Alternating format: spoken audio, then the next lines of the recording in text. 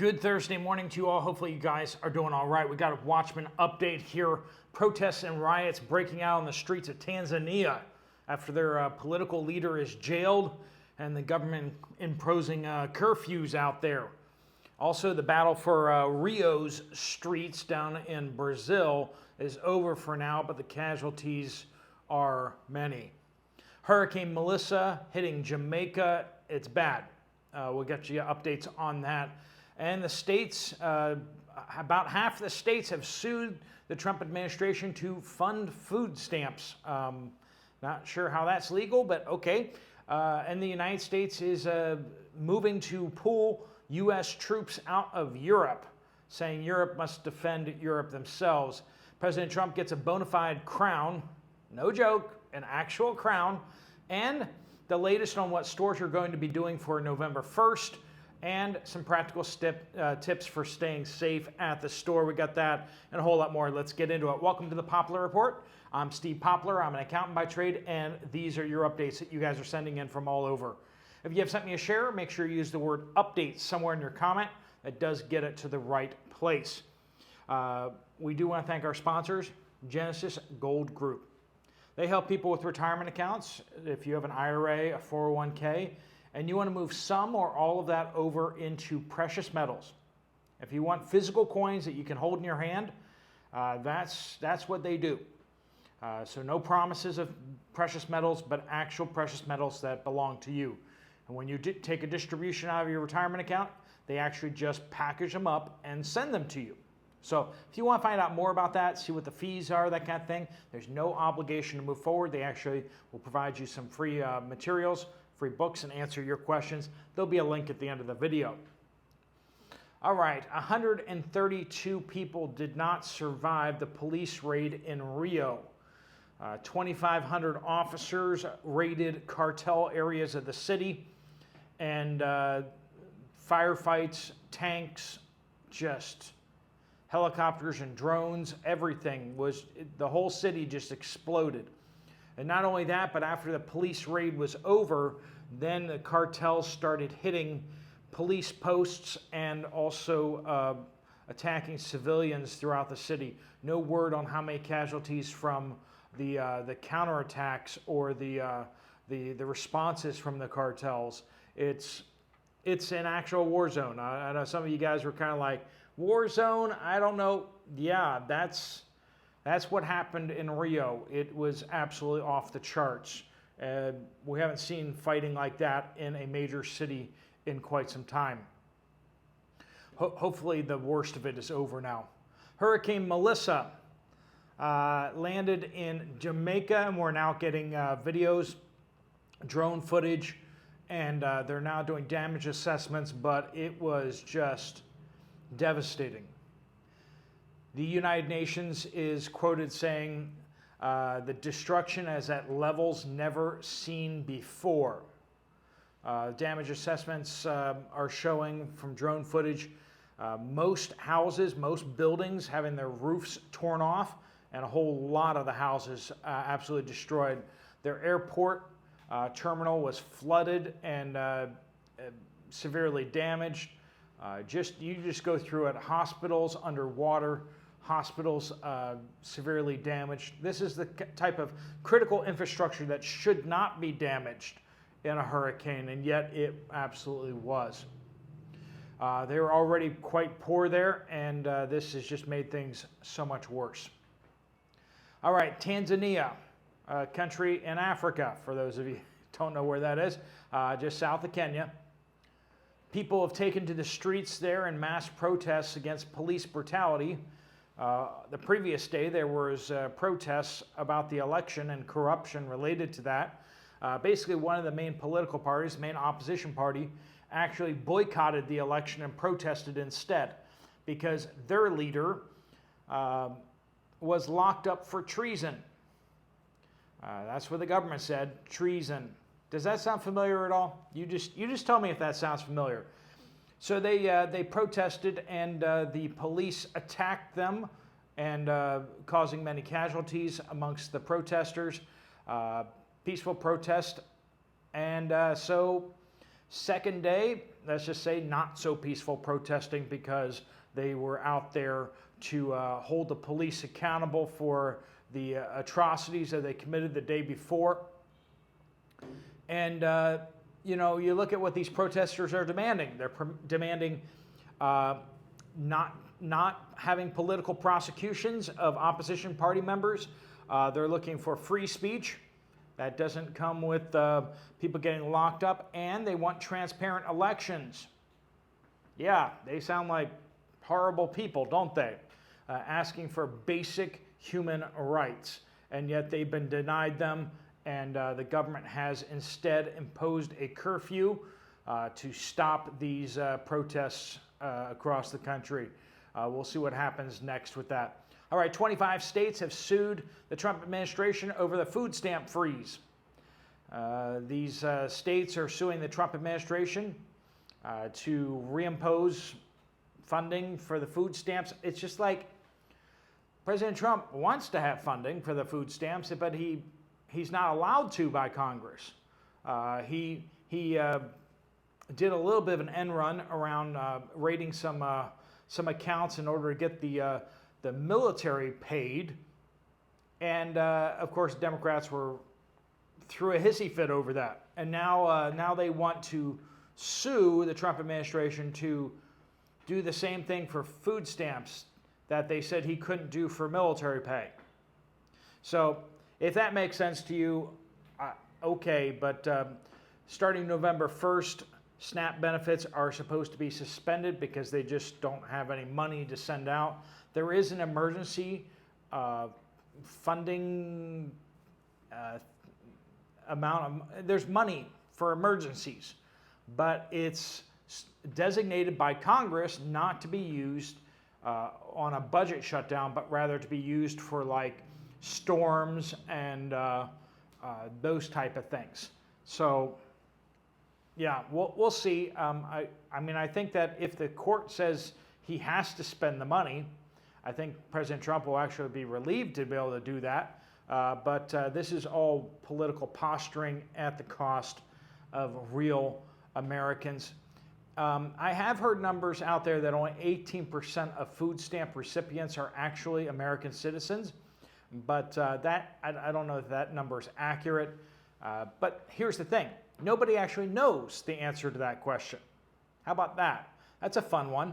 The fact that I can toss out that number, 18%, and say, I can't fact check that, but neither can anyone else, because we refuse to actually document who is actually getting the food stamps. We don't even tie them directly to a Social Security number. How about that? The fraud is off the charts. In order to get food stamps, you should have to present your Social Security number, and we should make sure that no more than one person is getting food stamps per Social Security number. If we did that, we would eliminate half or 3/4 of the food stamp budget probably overnight. Anyway, I'm on my soapbox. Let's get off of it and keep on with the news, shall we? Israel's saying that they will resume the ceasefire after its airstrikes in Gaza. 100 people were being told perished from that, including supposedly 46 children. Of course, this is coming from the Palestinians, and they have a strong history of faking all this information. There's been plenty of videos where they've shown piles of past people, and then pictures and videos of those very same people later that day, still in their makeup. Yeah, it's all propaganda from them, so it's hard to tell exactly what happened, but there were serious and heavy airstrikes that were done in Gaza in response to the attacks on Israeli soldiers. Russian oil giant Lukoil has been forced to sell international assets after President Trump's new sanctions, basically making it so that they can't evade sanctions by having refineries and oil assets outside of the country of Russia. This is forcing them to sell them to other companies so that those other companies can actually use those assets in order to produce oil, refine oil, and that type of thing. The United States is to withdraw some of its troops from NATO's eastern flank up against Russia and Belarus. Our European allies have been told previously by this administration that they will need to take more responsibility for their own security, as the United States focuses more on the United States' borders and the Indo-Pacific region. So confronting China and protecting U.S. borders are now the main priorities of the United States. We have allies, but why don't those allies protect themselves? That is the real question. So far, Europe has, by and large, just refused to protect itself and just basically wants to freeload off of the U.S. military. And then they want to look down their long noses at us, and it just... Europe has a much larger GDP than Russia. Europe has slightly smaller population than Russia, so there really is no reason why they can't protect themselves from Russia, except for the will to do so and the fact that they're cheap. They're absolutely cheap. South Korea, this is a fun one, has gifted President Trump a replica of an ancient golden crown. He was gifted a replica of the ancient Silla Kingdom's gold crown by the President of Korea, Lee.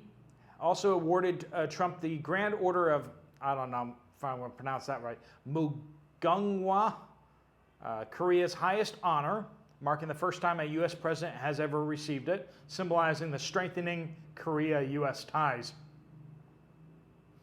So President Trump got a crown. The No Kings protesters out there must be having a hissy fit over that. The Pentagon has moved to fire more civilian workers, quote, with speed and conviction. Pentagon removing key protections for civilian defense workers and directed that managers move with speed and conviction to fire employees with unacceptable performance reviews. Can you believe that? We're actually going to fire the workers that don't work or do a terrible job at working. About time, about time. Daily Life says Northwest Ohio Giant Eagle has been extremely low on ground beef for 2 weeks now. I thought it was just a one-off last week, but this week was the same. Also, fruits are almost non-existent, and the fruit they have is low quality. I'm going to have to be stocking up again, so we will at least have it. Might want to stock up before the 1st, friends. You got another day. P.A. Harris says, I went to Aldi's in west central Wisconsin yesterday. They have installed a very loud motion sensor. Every time someone came in and out, the alarm sensor went off.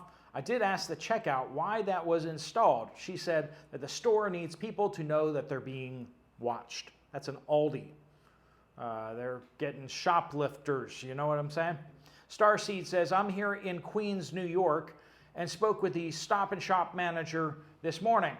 I asked about shelf and freezer restocks as they have been low since Saturday. He said that there will be a restock this week, but the trucks will have significantly less inventory in anticipation of the unrest after November 1st.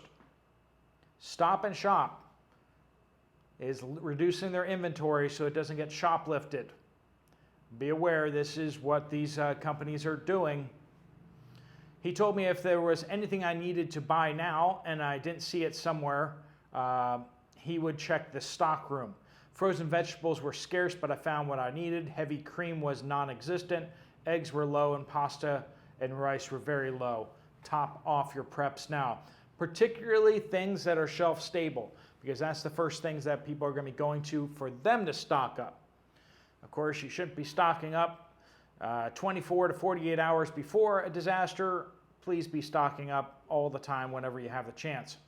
Leroy says, Southern Minnesota, I canned 24 jars of tomatoes and dehydrated 8 jars of red and green peppers last year.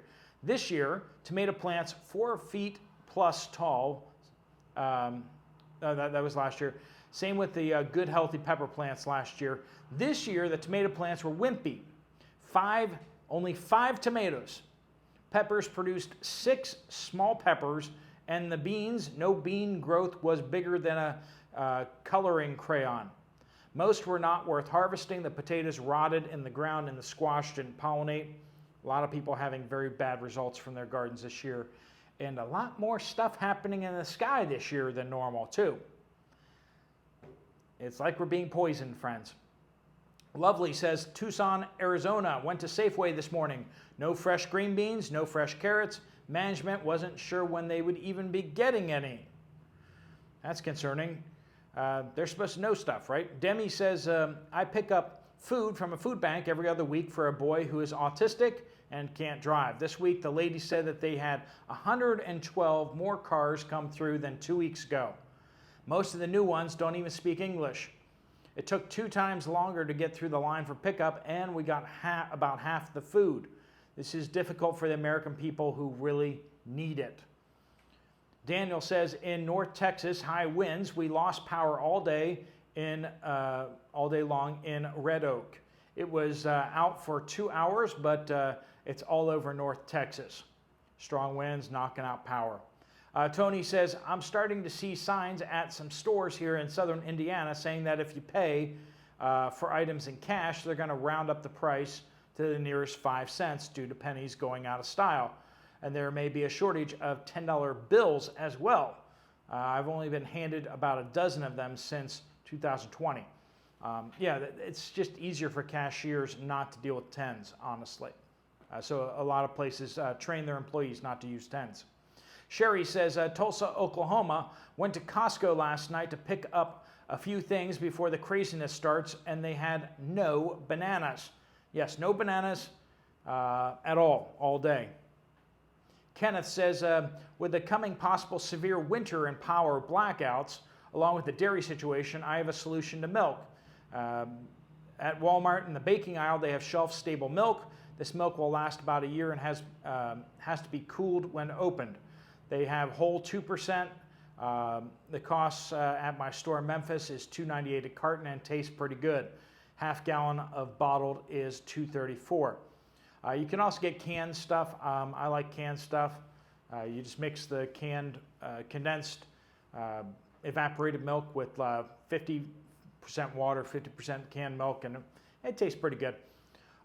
Melissa says, Dollar Tree in Covington, Kentucky. No rice, no dry beans, just a few bags of lentils. Canned goods area is very small. Kroger was fully stocked. Solotap, speaking of the buddy heaters and others like them are not meant to be run 24/7, 7 days a week. They are made to run for 70 to 100 hours on low heat, about 4,000 BTUs with ample time to cool off before the next ignition. Not full blast at 9,000 BTUs all the time. The tin is so thin it burns right through and creates problems like leaking gas or poor combustion or excessive CO2. But do you know what is made to run all the time?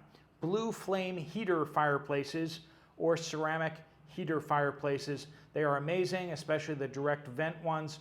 I have 3,000 BTU blue flame heater fireplaces.